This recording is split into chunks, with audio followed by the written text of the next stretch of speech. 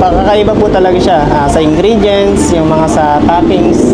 Sa Mickey na hindi usual na Mickey na nabibili dito sa atin sa Bulacan o kaya sa iba, sa Manila o kaya sa ano. Talagang doon lang nagagaling sa Tuguegarao. Kaya yung iba sir, kapag nagugulat sila na bakit ang ganda, ganito yung ano yung Mickey nyo, saan ba galing to? Yun yung tanong nila. Sabi na, sa Tuguegarao siya talaga nangyagaling.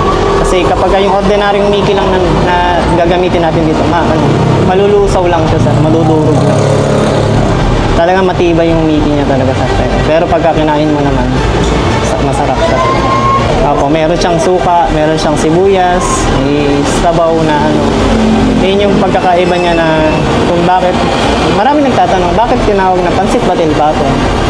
Pinapaliwanag naman namin, yung pansit, yung batil niya, ito yung pinakasabaw niya. Tapos yung patong niya, yung pinaka itlog na nasa ibabaw. Kaya pansit batil patong.